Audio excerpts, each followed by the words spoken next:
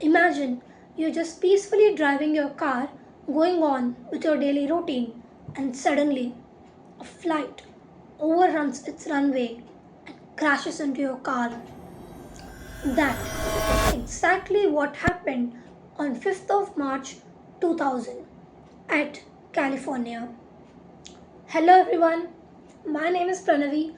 Welcome to my channel Avgeek Diaries, and today we're going to discuss about such aviation case in which the air traffic controllers and the cabin crew saved the day, which otherwise would have ended up in a very tragic situation.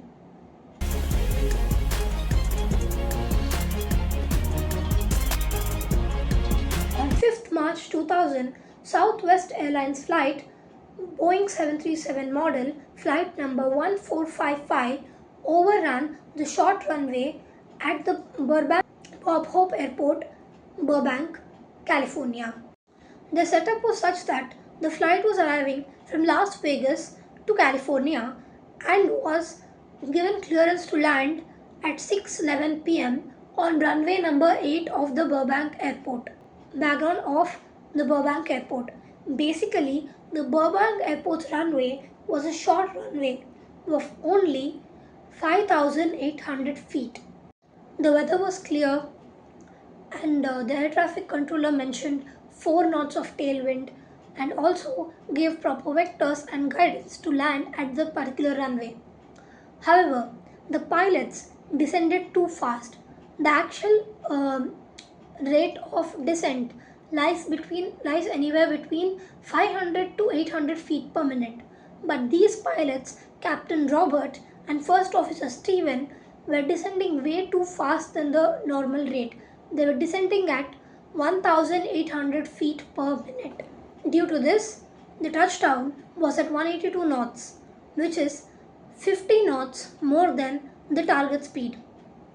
Hence, proving that the landing had a great impact. That's why even when the pilots tried applying brakes due to this impact and also the runway being short, they couldn't do much to save the incident to avoid the incident which has occurred.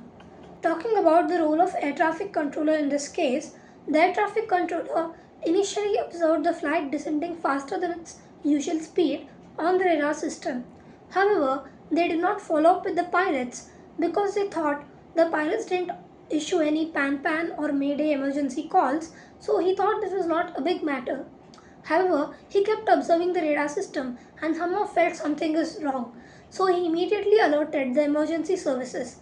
The fire brigade was out, the ambulances were out, foam was laid, and all passengers were prepared to evacuate. The quick response of air traffic controller as well as the cabin crew helped evacuate all the passengers and save all of them. However, had minor injuries and 2 people had major injuries. And the good part in this is the car driver who did nothing to do in the situation was also saved.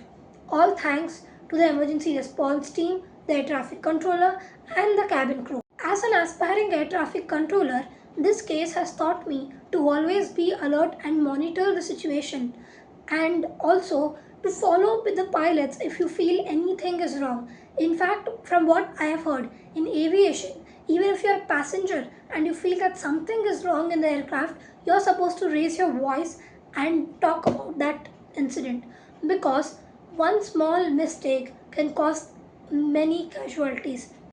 Also, my advice for aspiring pilots is that you should always coordinate with air traffic controller, especially in these kind of situations where you feel the runway is shorter. You can request for another runway to land based on the size of your aircraft. Also, you should always keep an eye on the altitude monitor in the flight and descend accordingly.